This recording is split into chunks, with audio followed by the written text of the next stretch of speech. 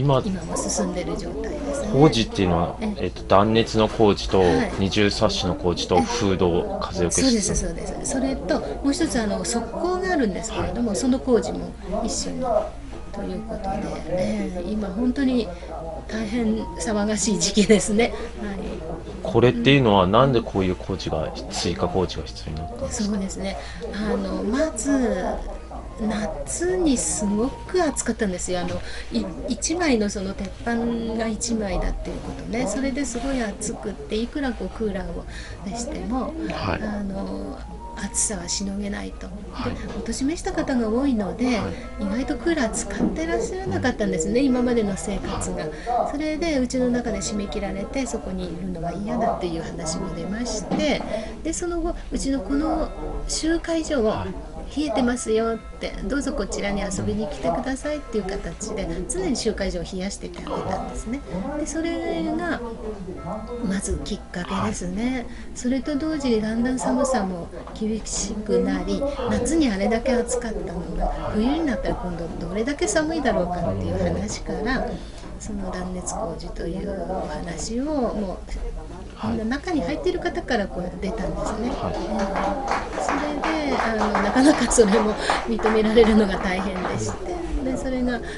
一挙に本当にパパパパって進んでくださったのですごい嬉しいですね。ただ今はたったそれが1枚なので、それを工事するのにすごいドリルの音とかあれがすっごい大変ですので、もうここで集会所で行事をすることにより皆さんがここに出てきてくださって、お家のその騒音から少しこう軽減させてあげたいなっていう思いで集会所でいっぱい行事をやっている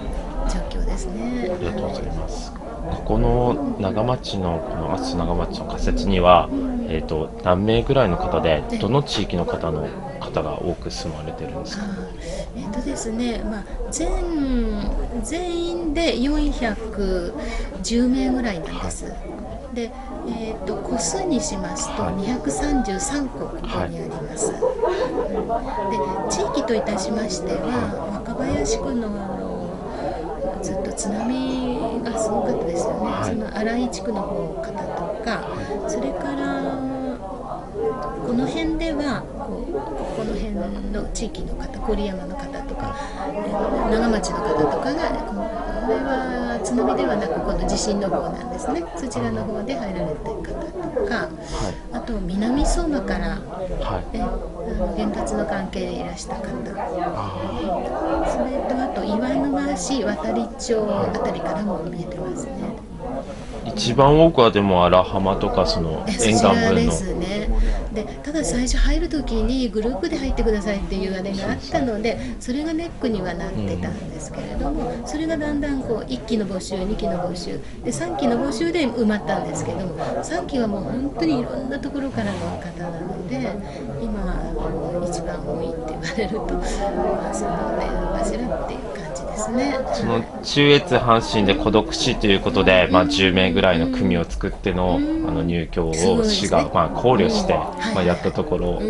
それがちょっとネックになったとも思うんですけど、その第一期の入られたところはその10組っていうのはなんか結構近所付き合いもうまくいってたりする面とかもやっぱあるんですか？ちょっとここに入りましょうって言って声掛けしてくださった方が、やはり避難所で動物を飼ってらしたんですよ。で動物は避難所が行けないので、まずこういうね仮設に入りたいっていう思いがすごくありまして、でその方がこう呼びかけて10名の方を最初にこちらに呼んでくださったんですね。ですから避難所が一緒の方が多いですね。でその10名の方の他にまた何名かでグループを組んで入って、何名かで入ってっていうような感じで避難所単位で入られたんですね、最初の段階では。その方々はやっぱコミュニケーションっていうのは絆支援の方のサポートは比較的少なくても進むような、そういうあんまり差はないそうあまり差はないと思いますね。だんだんに精神的な面で少しずつねサポートさせて差し上げたいなっていう気持ちがうちの支援員は強いので、ですのでいろいろですね。絆支援員の方の日常のなんかお仕事っていうのはどういうものなんですか？まずパーソナルサポートセンターの、センターというのが二日町にあるんですね。市役所のすぐ後ろなんですけれども、そこに朝9時に出社しまして、そこで朝ちょっとミーティングをしまして、でそれぞれの太白区、宮城野区、青葉区に分かれてくるわけです。で車でその時は来るんですね。でここに着きまして、今度ここだけのミーティングをしまして、それで男女2人のペアなんですね。それで組んでいただいて、で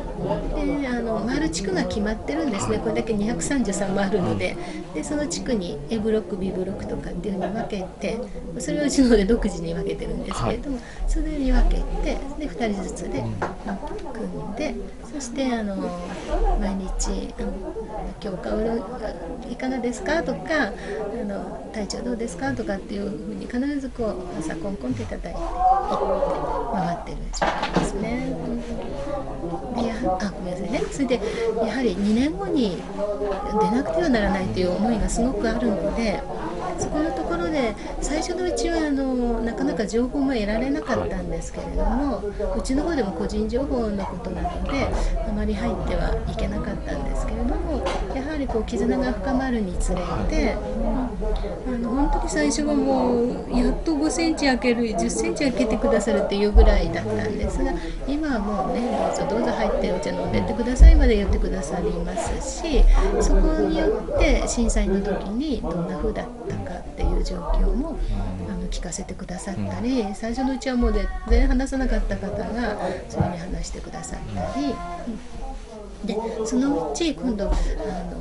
しね2年後になったらどんなふうなお考えかなみたいなことを少しずつお伺いしていって、でもう支援金義援金って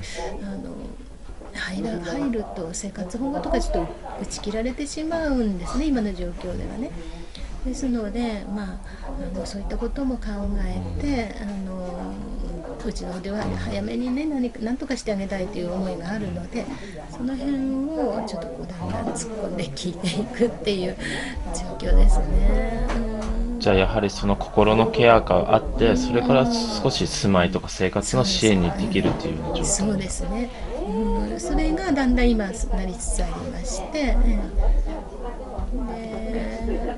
いろいろなんて言うんでしょうね、今までこう本当に広いお家で住まわれていまして、で津波にあって避難所暮らしになり、でまして仮設になりっていう風な感じでお年めした方はだんだんこうお体が動かさなくなってきてるんですよね。そうなりますとやはり今ちょっとここで包括の方とも話してたんですけれども、お年寄りでも引きこもりになってしまってるっていうことがあって、そういった方をいかにしてここに出してあげるかっていう、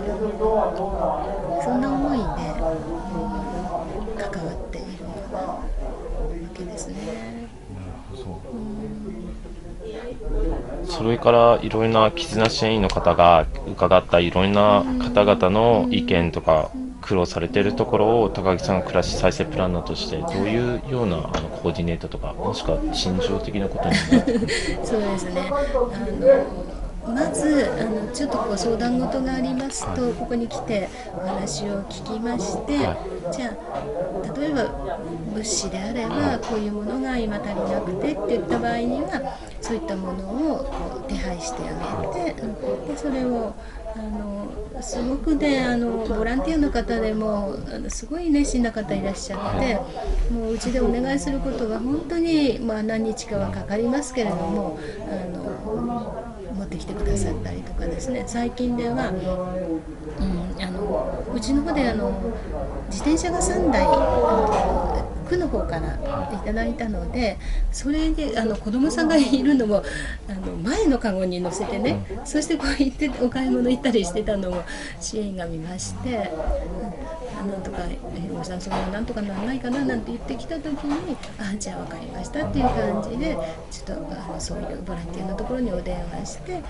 そしたらそういったものはないっていうお話になって、そうでしたか、分かりましたなんて言ってましたら、すぐまたかかってきて、うちの方で買って差し上げますからっていうそのボランティア団体の方でもう即午前中話したことが午後にはもう分かってきてくださってるっていう風な状況で、ですからそういうすごく他の方に助けられてるというか、あと身体的なものであれば、そういう今包括の方に来ていただいたんですが、包括の方にこう全部相談をして、でサービスが使えるものは使っていただいたりとかっていう話をしていただいたり、あとはですね、区の保健師さんが来てくださるんですが、うちの方ではこう看護師でも何でもないので、ただ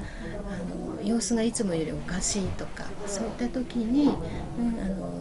これこういう方がこうなのでって言って言いますと、私の方が区の方に電話をしまして保健師さんに回っていただいたりとか、そういうつなぎの役をとりあえずしております。はい。で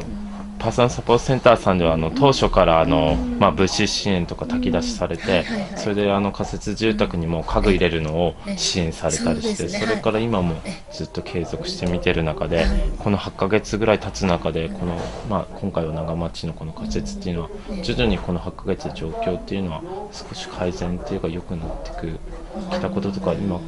まだ困ってることとか、そういう現状というのはいかがですか？そうですね、やはり最初の時点では、ちょっと心のケアももちろんでしたけれども、物資がいろいろ足りなくて、津波で荒浜の人たちはもう一挙に流されているので何にもない状況なんですよね。ですからそういう方にはもう本当に物資が来れば一番に持ってってあげたりとかっていうことがすごくありまして、もうそれもなんかまとまってお布団とか、まとまって毛布とかってくるので、そういうことはそういうことであれなんですけど、まだ日常的なものが全然ないので、そういったものも調達しながらお届けしてあげたりとかっていう、全体的にも最初はもう物資面でした。でとりあえず今の状況は物資はある程度皆さんあるんですね。お家ももう本当にこんな狭いあれになって皆さんあるんですよ。そして食べるものもここは一番に来てくださるんですね。お米にしても日常使うお味噌とか何かでも皆さんがここに支援してくださるので、そういう点ではそういう食べる方も一応行き渡ってきてるんですね。で着るものももちろん徐々にで、今冬物も皆さんにも全部今行き渡ったところなんです。ですので、ただ今はその後のことでやはり人間ってこういろんなものがうまくいっていくともっと違うところに気持ちがいってしまうんですね。ですので今はどういうふうに言ったらいいんでしょうかね。その自分の思いだけで行動してしまっている方がいらっしゃるので、そういう方にどう対処していいかっていうことがですね。難しい問題ですね。難しいんですよ。そこがだんだん難しい問題が出てきまして、もうとてもそのちょっとしたサポートだけではとてもそこまで解決できないっていう時にはいろいろ警察の方に来ていただいたり、保活の方に来ていただいたりっていう風な状況がここのところでできてます。それとちょっとアルコール依存も徐々に出てきてまして、で徐々に良くなった方もいればもっと悪くなってきてる方もいらして、やはりこう不満が、別な他の住民の方に行ったり、うちの絆支援に来たりっていうことがちょっと少ししずつ出て始めてまして、そこは警察の方がきちっと回ってくださったりしながら、昨日もちょっと午前中ずっとお話だったんですけども、そんな感じで、まあそんな感じで動いてますね。はい。